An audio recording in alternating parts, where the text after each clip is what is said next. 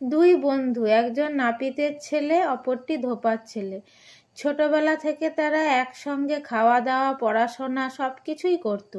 তাদের মনের খুব মিল ছিল। একদিন যদি কেউ কাউকে দেখতে না পেত তাহলে অস্থির হয়ে উঠত, যাকে বলে হরিহর আত্মা। এমনই ছিল তাদের সদ্ভাব। দেখতে দেখতে তারা দুজনে বেশ সাবালক হয়ে উঠল। যথাসময়ে দুই বন্ধুর মা বাপ দেখে শুনে ভালো পাত্রী দেখে দুজনের বিয়ে দিয়েছিল। সংসারের অভাব অনটনের মধ্যে দুই বন্ধুতেই খুব কষ্টে পড়েছে। ইতিমধ্যে ধোপা বন্ধুর বাপ মারা গেল। তখন সে চোখে সর্ষে ফুল দেখতে লাগলো। কোনো মতেই আর সংসার চলে না। গ্রামের 5 জনের কাপড় কেচে তার মা যা উপায় করত তাতে কোনো রকমে একবেলা একসঙ্গে এক মুঠো জুটত। কোনোদিন তাও জুটত না। নাপিতের ছেলের অবস্থা মোটামুটি মন্দ ছিল না, কিন্তু ধোপা বন্ধুর কষ্ট দেখে নাপিত বন্ধুর মনে খুব কষ্ট হতে লাগলো। কিন্তু উপায় কি? বন্ধু দুরবস্থা চোখে দেখেও মুখ বুজে থাকতে হতো। এইভাবে কিছুদিন কেটে গেল। একদিন নাপিত বন্ধু ধোপার ছেলেকে বলল, দেখ ভাই, এই পাড়াগাঁয়ে ঘরে বসে কিছু উপায় হবে না, বরং চল দুজনে নগরে বেরিয়ে কিছু কাজকর্ম জুটিয়ে নিয়ে তোর সংসারে অভাব মোচন করব। এক কথায় ধোপার ছেলে রাজি হয়ে গেল। পরদিন দুই বন্ধু কাউকে কিছু না বলে অর্থ উপায়ের ধান্দায় বেরিয়ে পড়ল। সারাদিন ক্রমাগত হেঁটেই চলেছে তারা দুই বন্ধু। সন্ধ্যের কিছু আগে এক চাষির বাড়ির দরজার সামনে দাঁড়িয়ে সেখানে আশ্রয় দেবার অনুরোধ করছিল। হঠাৎ সে বাড়ির বৃদ্ধ মালিক অপরিচিত দুটি ছেলেকে দেখে মনে সন্দেহ প্রকাশ করল। এরা নিশ্চয়ই কোনো কুমতলবে ঘোরাফেরা করছে। এই ভেবে বৃদ্ধ তাদের ডেকে পরিচয় জিজ্ঞাসা করল। তারা দু বন্ধু বৃদ্ধকে সবকিছু খুলে বলল। বৃদ্ধ সরল বালকদের কথায় বিশ্বাস করে সেই রাতে তাদের দু বন্ধুকে আশ্রয় দিল। পরদিন সকাল হতেই তারা দু বন্ধু গৃহস্বামীকে প্রণাম করে বিদায় চাইল। তখন বৃদ্ধ তাদের ব্যবহারে অত্যন্ত প্রীত হয়ে বলল, দেখো বাপু, আমি তোমাদের দুজনকেই আমার বাগানের মালির কাজ দিতে পারি। যদি তোমরা এই কাজ করতে ইচ্ছুক হও আমার আপত্তি নেই। খাওয়া থাকা ও মাসিক মাহিনা 10 টাকা। যদি রাজি থাকো এক্ষুনি কাজে লেগে যাও, নতুবা অন্যত্রে যাও। এই সুবর্ণ সুযোগের কথা চিন্তা করে তারা দুই বন্ধুতেই এক কথায় রাজি হয়ে গেল। বৃদ্ধ খুশি মনে তাদের নিয়ে বাগানে একটি ডালিম গাছ দেখিয়ে দিল। এই আমার স্বাদের ডালিম গাছের তলায় সর্বদা জলে থই থই করে রাখতে হবে। এই বলে নাপিতের ছেলেকে সেই কাজে নিযুক্ত করে দিল। এরপর বৃদ্ধ ধোপা ছেলেকে নিয়ে আবার হাঁটতে শুরু করলো। কিছুক্ষণ পর আরেকটি বাগানে নিয়ে গিয়ে ধোপা ছেলেকে বলল, এই আমার স্বাদের লিচু গাছ, এর গোড়ায় সর্বদা জলে ভরিয়ে রাখতে হবে। বৃদ্ধ দুই বন্ধুকে দুটি কাজে নিযুক্ত করে ঘরে ফিরে গেল। নাপিতের ছেলে সারাদিন ডালিম গাছের তলায় কলসি কলসি জল ঢেলেই চলেছে, তবুও গাছের গোড়ায় কিছুমাত্র জল দাঁড়াতে দেখা যাচ্ছে না। এ যেন অবাক কাণ্ড করে ছাড়লে। সন্ধে হয়ে এলো, তবু তার জল ঢালার বিরাম নেই। অথচ গাছের গোড়া শুকনো খটখটে। শেষে বিরক্ত হয়ে নাপিতের ছেলে ঘরে চলে এলো। ধোপা বন্ধুর অবস্থাও তাই। সারাদিন জল ঢেলেই চলেছে, এক বিন্দু জল তার লিচু গাছের তলায় দাঁড়াতে দেখা যায় না।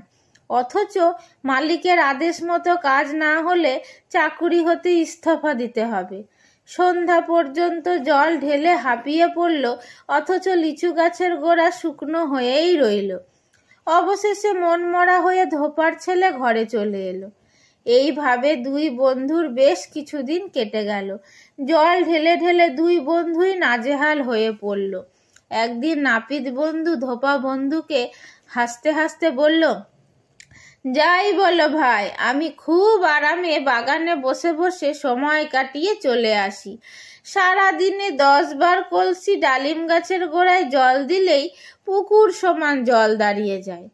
ধোপা বন্ধু মনে মনে স্থির করে নিল, এই কাজটি আমাকে নিতে হবে। তখনই চালাকি করে সেও নাপিত বন্ধুকে বলল, তাই নাকি? তুই অত বড় কলসির 12 ঘড়া জল তুলিস? ইস, তোর কাজ তো বড় শক্ত। তখন আগ্রহ সহকারে নাপিত বন্ধু বলল, তোর অতই যদি দরদ, আয় না, কাল থেকে আমার কাজটা অদল বদল করে নি। ধোপা বন্ধু এক কথায় রাজি হয়ে গেল। পরদিন সকালে দুই বন্ধু বিপরীত গাছে জল ঢালতে চলল। সারাদিন জল ঢেলে একই অবস্থা। তখন নাপিত বন্ধু মনে মনে ধোপা বন্ধুর ওপর খুব চটে গেল। সন্ধ্যের পর দুই বন্ধুতে একই আস্তানায় উপস্থিত হলো। নাপিত বন্ধু রাগে গড়গড় করতে দেখে ধোপা বন্ধু বলল, ভাই, অযথা তুমি আমার উপর রাগ করছো। তুমিই চিন্তা করে দেখো তো, তোমার কথা মতো কাজের মিল কিছু আছে কিনা। তখন নাপিত বন্ধু হো হো করে হেসে উঠল। বন্ধু, শেয়ানে শেয়ানে কোলাকুলি বলে আবার তারা দুই বন্ধু প্রাণ ভরে কথাবার্তা বলতে লাগলো। দুই বন্ধু খাওয়া দাওয়া শেষে বিছানায় শুয়ে শুয়ে গল্প করতে করতে নাপিত বন্ধু ধোপার ছেলেকে বলল, বন্ধু, এক কাজ করলে হয় না? একদিন ওই লিচু গাছ আর ডালিম গাছের গোড়া খুঁড়ে দেখলে হতো। যদি কিছু সুড়ঙ্গ থাকে তাহলে ইট পাথর দিয়ে বুঝিয়ে দিলে আর বেশি জল ঢালতে হবে না। কথা বলার সঙ্গে সঙ্গে ধোপার ছেলে কোদাল নিয়ে বাগানে চলল। অগত্যায় নাপিত বন্ধুও তার পিছু নিল। প্রথমেই ধোপা বন্ধু ডালিম গাছের গোড়া খুঁড়তে লাগলো। কিছুক্ষণ পর হাঁপিয়ে যেতে আবার নাপিত বন্ধু কোদাল দিয়ে মাটি খুঁড়তে লাগলো। এইভাবে দুজনে বেশ গভীর রাত পর্যন্ত ডালিম গাছের গোড়ায় বিরাট কূপের মতো গর্ত খুঁড়তে লাগলো। হঠাৎ কোদালে একটা কি যেন চোট লাগার আওয়াজ পেয়ে গেল। তখনই নাপিত বন্ধু ধোপা বন্ধুকে বলল, কি যেন শব্দ পাওয়া গেল। ধোপার ছেলে কূপের মধ্যে হতে বলে উঠল, সাবাস বন্ধু, একেই বলে ভাগ্য। নাপিত বন্ধু আগ্রহ ভরে বলল, কি পেয়েছিস বন্ধু? সে গর্তের মধ্যে থেকেই চেঁচিয়ে বলল, দুঘরা মোহর, এই নে, ভালো করে ধর। সত্যি সত্যি বিরাট দু কলসি মোহর হাত বাড়িয়ে নাপিত বন্ধুকে দিল। নাপিত বন্ধু দুঘরা মোহর দেখেই চোখ ঠিকরে গেল। সঙ্গে সঙ্গেই নাপিত বন্ধু ধোপার কথা ভুলে গিয়ে ওপরের সমস্ত মাটি গর্তে ফেলতে শুরু করে দিল। ধোপার ছেলে চেঁচিয়ে বলছে, ও বন্ধু, এ কি করছো? আমি যে গর্তে আছি। তার কোনো কথায় কান না দিয়ে ধোপা বন্ধুকে মেরে ফেলার উদ্দেশ্যে মাটি ফেলেই চলেছে। তখন ধোপার ছেলে চালাকি করে খুব চিৎকার করে বলে উঠল, ও বন্ধু, আরো 3 ঘড়া মোহর আছে, তুমি শীঘ্র একটা রশি ঝুলিয়ে দাও, আমি কলসির গলায় বেঁধে দিই, তুমি তুলে নাও। তখনই নাপিত ভাইয়া বিরাট একটি দড়ি ঝুলিয়ে দিল। সেই রশি ধরে ধোপা বন্ধু উপরে উঠে পড়ল। 2 ঘড়া মোহর নিয়ে দু বন্ধু মনের আনন্দে দেশে ফিরে এলো। প্রথমে ধোপার ঘর, তার অনেক দূরে নাপিতের ঘর। ধোপা নাপিত বন্ধুকে ফাঁকি দেবার উদ্দেশ্যে এক ফন্দি করে বলল, বন্ধু, আমি তো ঘরে এসে গেছি, আমার বিপদ কেটে গেছে। তুমি এত রাতে একা একা এত মূল্যবান জিনিস নিয়ে পথ হাঁটবে? যদি ডাকাতে সন্দেহ করে কেড়ে নেয় সব, তাহলে সব যাবে। বরং কাল সকালে তুমি তোমার জিনিস থলের ভিতর লুকিয়ে নিরাপদে নিয়ে যেও। নাপিত চিন্তা করে দেখল যুক্তিটা মন্দ নয়। সে এক কথায় রাজি হয়ে তার ঘরে চলে গেল। এদিকে ধোপা বন্ধু নাপিত বন্ধুকে ফাঁকি দেবার জন্য তার স্ত্রীর সঙ্গে যুক্তি করে 2 ঘড়া মোহর মাটির তলায় পুঁতে রাখলো আর স্ত্রীকে শিখিয়ে দিল, নাপিত বন্ধু সকালে বাড়িতে এলেই তুমি অভিনয় করে কাঁদতে শুরু করবে, আমি যেন মরে গেছি। আর তুমি তাকে এক কথায় হাঁটিয়ে দেবে এই বলে যে মোহর সম্বন্ধে তুমি কিছুই জানো না। ধোপা স্ত্রীকে বেশ ভালো করে বুঝিয়ে সুঝিয়ে অভিনয় দেখিয়ে শুয়ে পড়ল। ভোর না হতেই নাপিত বন্ধু কপাটের কড়া নেড়ে ডাকাডাকি শুরু করে দিয়েছে। এদিকে ধোপার বউ নাপিত এসেছে বুঝতে পেরেই ধোপা সর্বাঙ্গে একটা কাপড় ঢাকা দিয়েই কাঁদতে শুরু করে দিল। ওগো, আমার একই সর্বনাশ করলে গো, তোমায় যে আর এ জীবনে দেখতে পাবো না গো। এইসব ইনিয়ে বিনিয়ে ধোপা বউ বেশ চিৎকার করে কাঁদতে লাগলো। নাপিত ভাইয়া ধোপা বন্ধু চালাকি বেশ ভালোভাবেই বুঝে নিয়ে সে অভিনয়ের কান্না শুরু করে দিল। ও গো বৌঠান গো, এমন উপকারী বন্ধু জীবনে আর কোথাও পাবো না গো, এ জীবন আমিও আর রাখবো না গো। নানাভাবে মাথায় কপালে বুকে হাত চাপড়ে কাঁদতে কাঁদতে ধোপা বউকে বলল, বৌঠান আর যা হবার হয়ে গেছে, আর কিছু উপায় নেই, এখন চলো আমরা দুজনে শ্মশানে গিয়ে এই মৃতদেহে সৎকাজ করে আসি। এ কথা শুনেই ধোপা বউয়ের বুকের ভেতর ছ্যাত করে উঠল। জলজ্যান্ত মানুষটাকে সে কেমন করে জ্বলন্ত চিতায় তুলে দেবে? কাজেই ধোপা বউ বলল, ওগো ঠাকুরপো, অদৃশ্য আমি দেখতে পারবো না গো, তুমি যা ভালো বোঝো তাই করো গো। এই কথা শুনে নাপিতের মনে আরো আনন্দ হলো। নাপিত ভাইয়া অতি যত্ন সহকারে বন্ধুর মৃতদেহ কাঁধে তুলে নিয়ে শ্মশানের পথে চলল। কিছু দূর গিয়ে মাটিতে সেই মৃতদেহ ধপাস করে ফেলে দিয়ে বলল, শালার বন্ধু, তুই আমাকে ফাঁকি দিবি? তোকেও আমি জল জ্যান্ত মেরে ফেলবো। এই বলে ধোপা বন্ধুর ঠ্যাঙে এক গাছি দড়ি বেঁধে নানা রকম কাটা গাছের ওপর দিয়ে হিড়হিড় করে টানতে টানতে শ্মশানে নিয়ে যেতে লাগলো। ধোপা বন্ধু সর্বাঙ্গে রক্ত বুঝিয়ে পড়তে লাগলো, তবু সে মোহরের মায়ায় মরার মতো চোখ বুজিয়ে সকল নির্যাতন সহ্য করতে লাগলো।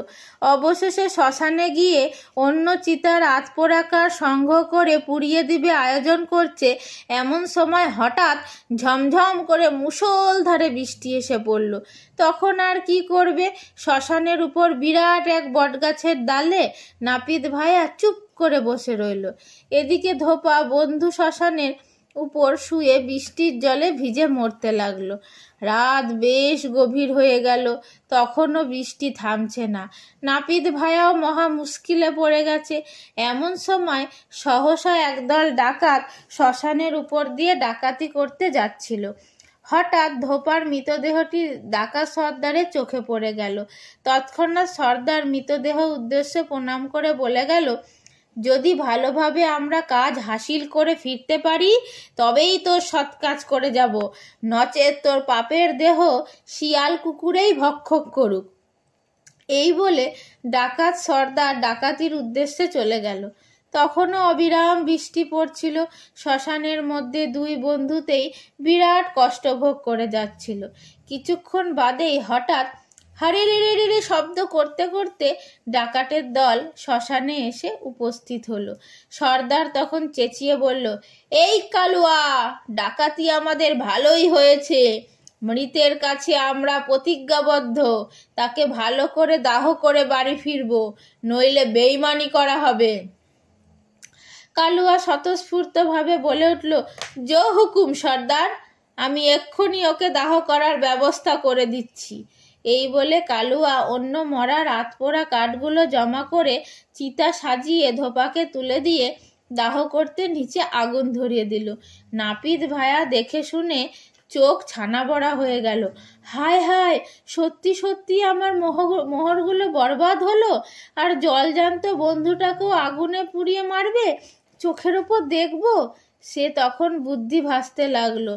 এমন সময় চিতার আগুনের তাপ গায়ে লাগতেই ধোপা ধরপড় করে চিতার ওপর উঠে বসে চেঁচিয়ে উঠল, হুঁ হুঁ, আছি আছি, আমি আছি, আমি আছি। এই কথা যেই না বলা, ভূতের ভয়ে ডাকাতের দল প্রাণ ভয়ে দৌড়ে পালালো।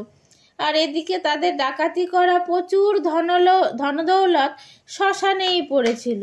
তখন তা দু বন্ধুতে নিয়ে মনের আনন্দে সমানভাবে ভাগ বাটরা করে যে যার ঘরে চলে গেল।